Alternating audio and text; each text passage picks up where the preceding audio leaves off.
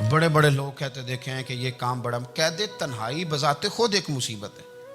آپ کو اکیلا رہنا پڑ جائے نا, یہ لاک ڈاؤن ہوا ہے تو لوگ نفسیاتی مریض بن گئے. اکیلے رہنا, تنہا رہنا کوئی چھوٹا کام ہے. حضرت خبیب اکیلے, اور مکے کا دور اور چاروں جانب کافر, اور چوک میں جب پھانسی پہ لٹکایا جانے لگا تو ابو سفیان بولے اور بول کے کہنے لگے یار بندہ کوئی کام کر کے بڑا پچھتاتا بھی ہے کہ یار نتیجہ کیا نکلا. تو معاذ اللہ آپ کا بھی نتیجہ تو پھانسی ہے, تو آپ کا کیا خیال ہے؟ یہ آپ یقین کریں کہ لوگ صحیح صحیح ساتھ چلتے ہیں, تھوڑی سی دشواری اٹھانی پڑ جائے تو کہتے ہیں میں گاڑی ٹھیک تھا, پر انہی پتھروں پہ چل کے اگر آ سکو تو آؤ. میرے گھر کے راستے میں کوئی کہکشاں نہیں ہے. لوگ نا میٹھا میٹھا کھانا چاہتے ہیں, تھوڑا کڑوا آ جائے تو مصیبت بن جاتی ہے. کہتے ہیں سارے فلانے سے پیار کریں گے تو میں کروں گا, سارے مخالفت بھی کریں گے تو ہم انشاءاللہ پیار ہی کریں گے. یہ کیا بات ہوئی کہ ہم زمانے کا رنگ دیکھ کے چلیں گے؟ اب بعض لوگ پچھتا رہے ہوتے ہیں. حضرت خبیب سے کہا, ابو سفیان نے ابھی کلمہ نہیں پڑھتے تھے, کہنے لگے تو اس وقت پھانسی پہ لٹک رہا ہے اور تیرے نبی مدینے میں اور آرام میں, اور ان کے صحابہ آرام میں, اہل بیت گھر میں. تیرے ذہن میں اگر اس وقت یہ بات ہو کہ اس وقت تیری جگہ پہ وہ ہوتے معاذ اللہ, تو پھر کیا ہوتا؟ مجمع غیروں کا, علاقہ غیروں کا. یہ ٹائم آیا تھا اب نعرہ رسالت لگانے کا.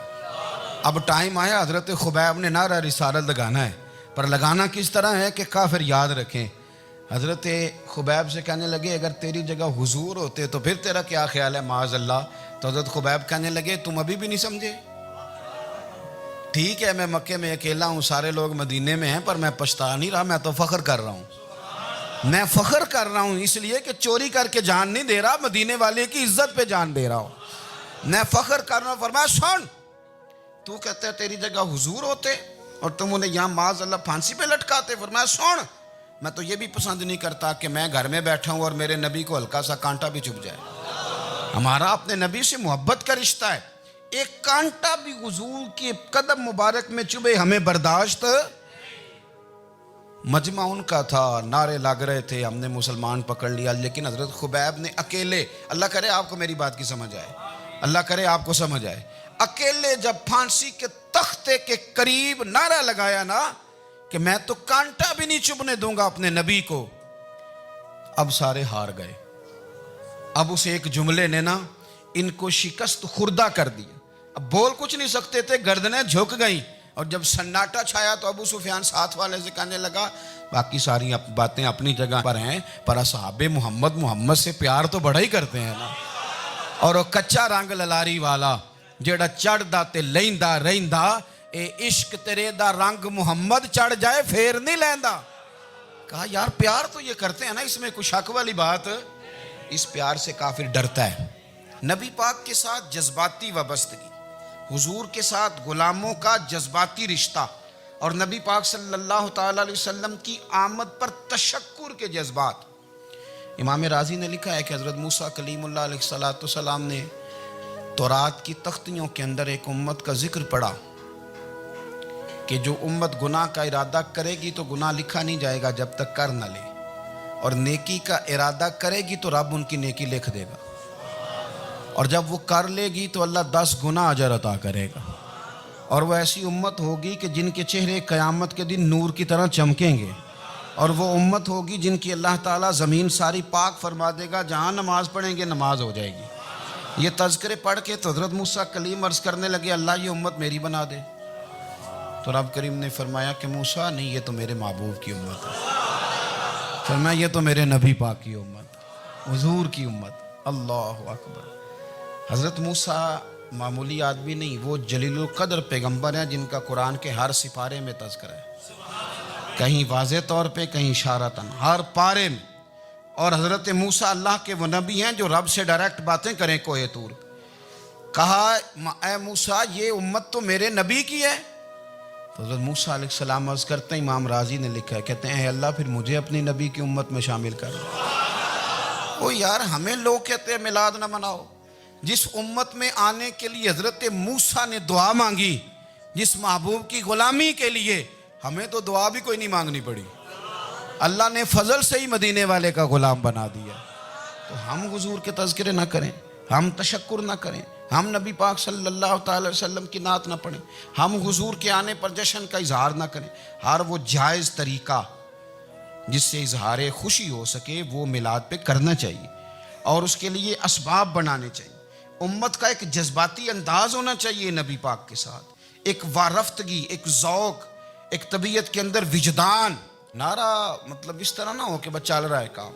میں نہیں ہوں قائل, میں کہتا ہوں پہلے تو کوئی لگائے نہ, اور پھر نعرہ جب لگتا تھا نا تو مسلمانوں کے یہاں نعرہ لگتا تھا تو بڑے بڑے لوگ کانپ جاتے تھے. صوفیاء نے لکھا ہے کہ حضرت عمر نے جب کلمہ پڑھا نا تو 39 بندے کلمہ پڑھتے تھے. تو نبی پاک نے رات کو دعا مانگی, اے اللہ عمر کو مسلمان کر کے اسلام کو عزت دے. حضرت عمر سویرے آ گئے, میں وہ تفصیل میں نہیں جاتا, بات لمبی. حضرت عمر جب آئے نا اور انہوں نے آتے جب کہا نا کہ میں کلمہ پڑھنے آیا ہوں, تو حضور اتنے راضی ہوئے کہ نبی پاک نے کہا اللہ اکبر. تو صحابہ نے نعرے لگائے اللہ اکبر اللہ اکبر, یعنی 40 لوگ مسلمان ہوئے تو نعرے لگے. ہمارے صوفیاء کہتے ہیں حضرت عمر کے آنے پر جب نعرے لگے تو بتاؤ کہ وہ تو نعرہ تکبیر لگا, نعرہ رسالت کیوں نہیں لگا؟ تو کہتے ہیں گویا ہمیں حضور نے یہ سمجھایا ہے, حضور کے اشاروں نے سمجھایا ہے کہ میں اب اپنے نعرے خود تو نہیں نہ لگاؤں گا, میں نے تو اللہ اکبر کہہ دیا, عمر آ گیا ہے, میرے نعرے لگاتا رہے گا. اب نعرے لگیں گے. حضرت عمر نے پہلے دن ہی کہا کہ حضور آپ سچے رسول ہیں تو چھپ چھپ کے نماز کیوں پڑھیں. شروع ہو گئے نعرے, حضور آپ سچے ہیں تو چھپ چھپ کے نماز کا کیا معنی ہو؟ تو حضور نے فرمایا تیرا کیا ارادہ؟ عرض کی حضور سارے نہیں, ایک میں, ایک امیر حمزہ, ایک لائن کے آگے وہ لگ جائے, ایک کے آگے میں لگ جاؤں, اور باقی مسلمان جتنے ہیں کل 40 تھے, پیچھے 18 19 بچیں گے, تو ایک لائن میں وہ ہو جائیں, ایک میں آگے, ایک میں امیر حمزہ ہو, ایک میں ہوں, تو دیکھ لیتے ہیں یہ ہمیں نماز کیسے نہیں پڑھنے دیتے. ہاں دیکھ لیتے ہیں. آئے نا میدان میں, ادھر آ ستمگر ہنر آزمائیں, تو تیر آزما ہم جگر آزمائیں, اور غلامان محمد جان دینے سے نہیں ڈرتے, یہ سر کٹ جائے یہاں رہ جائے کچھ پرواہ نہیں کرتے. فرمایا ابھی پتہ چل جاتا ہے نا, ایک لائن میں حضرت امیر حمزہ ہو گئے, ایک میں حضرت عمر ہو گئے. پہلے یہ مارتے تھے جو حرم شریف میں مسلمانوں کے طریقے پہ نماز پڑھتا تھا, یہ جلوسوں کی بڑی برکت ہے. اندر بیٹھے رہے نا چپ کر کے, نکل جائیں تو پتہ کچھ بھی نہیں چلتا. جب نکلتے ہیں نا لوگ کہتے ہیں جلوس کیا معنی ہے, تو میں بتاتا ہوں نا جلوس کا معنی کیا ہے. حضرت عمر نے باہر نکلے 2 لائنوں کا جلوس, لمبا بھی کوئی نہیں, بندے بھی 40, اور جناب فاروق اعظم باہر نکلے تو عمر کا نعرہ, عمر کا. حضرت عمر نے یوں کر کے آستینیں بازو کی چڑھا لیں, اور اپنے گلے میں جو ان کے رومال تھا نا اس کو یوں سینے پہ باندھا, اور اس ہاتھ میں تلوار تھی تو یوں کر کے باہر لہرائی. کہنے لگے او مکے کے کافرو ادھر آؤ میرے سامنے. جس نے اپنی بیوی بیوہ کرانی ہو, جس نے بچے یتیم کرانے ہوں, وہ آئے میدان میں. مصطفیٰ کے غلام آج سڑکوں پہ نکل آئے میدان میں, ہمارے سامنے ہمارا مقابلہ کرے. آئے نا میدان میں, ہم نکلے ہیں. اب ہم یہاں کعبے میں اعلانیہ نماز پڑھیں گے, ہم پڑھیں گے. طاقت ہے تو آؤ نا, ہمارا مقابلہ کرو, آؤ. کفر بذات خود بہت بڑا جھوٹ ہے, اور جھوٹ کے پیر بس 2 بندے نکلے تلواریں لے کے آگے. تو پھر حضرت عمر نے اعلانیہ نماز پڑھوائی خانہ کعبہ. تو میرے بھائی رسول اللہ صلی اللہ علیہ وسلم کے غلام تو جب نعرہ لگاتے تھے تو ہو ہی کمال جاتا تھا. پھر بریلی کے امام بولے, کہنے لگے پیش حق مجدہ شفاعت کا سناتے جائیں. حضور قیامت کے دن آگے نا, ہمارے آگے خوشخبری دیں گے, کہیں گے تم فکر نہ کرو, آ جاؤ میں تمہیں بخشواتا ہوں, میں تمہاری سفارش, آ جاؤ پیچھے. حضور نہ پیش حق مجدہ شفاعت کا سناتے جائیں گے. یقین کریں بریلی کے امام کو بھی بڑا ہی رنگ آتا ہے بیان کرنے کا. کہنے لگے آپ روتے جائیں گے. اللہ کو منانا ہے نا حضور نے. کہتے ہیں پیش حق مجدہ شفاعت کا سناتے جائیں گے, آپ روتے جائیں گے, پر ہم کو ہنساتے جائیں گے. باغ جنت میں محمد مسکراتے جائیں گے, پھول رحمت کے گریں گے, ہم اٹھاتے جائیں گے. اور حشر میں ہوگا ہمارا داخلہ اس شان سے, ہم یا رسول اللہ کا نعرہ لگاتے جائیں. ہم یا رسول اللہ کا نعرہ. امام راضی کہتے ہیں حضور نے ایک رکا پکڑا چھوٹا سا, ایک بندے کو لوگ دوزخ میں لے کے جا رہے ہیں. اچھا مجھے ایک بات بتاؤ, فیصلہ پہلے ہو گیا ہے, اللہ کے سامنے ہوا ہے, اور فیصلہ ہو گیا, اور طے ہو گیا کہ دوزخ میں جانا ہے. وہ قریب پہنچ گئے دوزخ کے تو حضور نے دیکھ لیا. اور بتایا کس نے؟ حضرت آدم نے. حضرت آدم کہنے لگے حضور وہ آپ کے غلام کو دوزخ میں لے جا رہے ہیں. نبی پاک آگے گئے. کیا پڑھتے ہیں ہمارے بھائی؟ حضور نے مجھے ان سے چھڑا کے چھوڑ دیا. نبی پاک صلی اللہ علیہ وسلم آگے گئے. فرمایا ادھر آؤ، کہاں لے کے جا رہے ہو؟ اللہ کے سامنے فیصلہ ہوا ہے نا، فرشتوں نے کیا ہے نا. فرشتے کو کسی سے بددیانتی تو نہیں نہ کرتے. فرشتوں نے جو کیا ٹھیک کیا ہے نا. کیوں لے کے جا رہے ہو؟ سونیا گناہ زیادہ ہیں، نیکیاں تھوڑی ہیں. فرمایا میرے سامنے تولو. کسی فرشتے نے نہیں کہا کہ سونے ہم معاذ اللہ ہم کو بے ایمان ہے، ہماری کوئی اس سے زید چل ساڈا کو بننا سان جائے دے نال. بھائی میرا مطلب ہے صحیح تولا ہے، فیصلہ ہے. فرمایا دوبارہ تولو. گویا رب بھی فرماتا ہے جیسے میرا محبوب کہتا ہے ویسے ہی کر. او کوئی نہیں دوبارہ تول لو، کوئی حرج نہیں، تولو نہ دوبارہ. فرشتے دوبارہ آئیں گے. انہوں نے دوبارہ تولا. ایک پلڑے میں نیکیاں، ایک پلڑے میں گناہ. اب وہ گناہ پھر زیادہ نکلے تو نبی پاک نے نا جیب سے اتنا سا روکا نکالا. روکے کا بھی کوئی وزن ہوتا ہے. وہ حضور نے نیکیوں کے پلڑے میں رکھ دیا. نیکیاں بڑھ گئیں. فرشتے بھی چپ کر گئے. چلو بھائی جنت میں. میری طرح کا تھا نا پتہ سارا سردار نو کیتی ہے. پتہ تو تھا نا اسے من آنم کے من دانم. تو سیدھا حضور کے قدموں سے جا لگا. کہنے لگا سونیا میں تو ساری زندگی گناہ کرتا رہا، یہ کون سی نیکی ہے؟ تو حضور فرمانے لگے چپ کر، جنت کا دروازہ کھول گیا. تو جا جنت میں. حضور رکے میں کیا ہے؟ فرمایا تو نے ایک دن درود و سلام نہیں پڑھا تھا؟ اور میں نے تیرا سنبھال کے رکھا ہوا تیرا درود شریف. وہ نعرے رسالت نہیں تو نے لگائے تھے؟ وہ تو کھول کے میرے تذکرے میں نے تیرا سنبھال لیا. دوزخ میں میں تو کیا میرا سایہ نہ جائے، کیونکہ رسول پاک سے دیکھا نہ جائے. میرے رسول پاک اور میری بات سنو، میں بھی آپ کو کھانا نہیں کھلاتا، لنگر میرے سنگی کھلاتے ہیں. میرے دوست آپ کو کھانا پیش کرتے ہیں. ہر جگہ آپ جاتے ہیں تو وہاں کچھ لوگوں کی ڈیوٹی ہوتی ہے. لیکن ترمذی شریف سیاستہ کی حدیث ہے. حضرت انس نے پوچھا تھا حضور قیامت میں کہاں ملیں گے؟ فرمایا حوض کوثر پہ.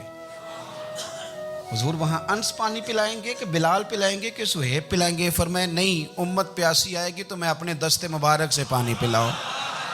حضور وہاں نہ ملے تو فرمایا پل صراط پہ آنا، امت گزرے گی تو میں رب سلیم کی دعائیں کروں گا. تو اعلیٰ حضرت فرماتے ہیں جب حضور دعا کر رہے ہیں تو ڈرنے کی ضرورت کیا ہے؟ خدا کی رضا چاہتے ہیں دو عالم، خدا چاہتا ہے رضائے محمد. رضا اب پل سے وجد کرتے گزری کہ ہے رب سلیم دعائے محمد صلی اللہ ہو. تو حضور وہاں ملاقات نہ ہوئی تو پھر اس حدیث کو بھی یہ حدیث مضبوط کر دے گی. حضور فرمانے لگے پھر میزان عمل پہ آ جانا، امت کے عمل تول رہے ہوں گے اور میں کامیابی کی دعائیں مانگ رہا ہوں گا. تو جس کے لیے حضور دعا مانگیں گے ناکام ہوگا، ناکام ہوگا. اپنے بچوں کو حضور کی محبت سکھائیں، نبی پاک صلی اللہ علیہ وسلم کی غلامی کریں. آپ کا رشتہ نبی پاک کے ساتھ مضبوط ہونا چاہیے. آپ کے تعلقات حضور کے ساتھ مضبوط ہونے چاہیے. اور آپ نے دائیں بائیں نہیں دیکھنا کہ پراپوگنڈا کیا ہے، لوگ کیا کہہ رہے ہیں. لوگوں کو دیکھ کے جو لوگ رستہ بناتے ہیں وہ پیچھے رہ جاتے ہیں. آپ نے یہ دیکھنا ہے کہ میرا حضور سے نسبت کا تعلق مضبوط ہے. ہمیں کوئی تعلق اس وقت عالمی حالات کیا ہیں، قومی حالات کیا ہیں، معاشی حالات کیا ہیں، جرنلسٹ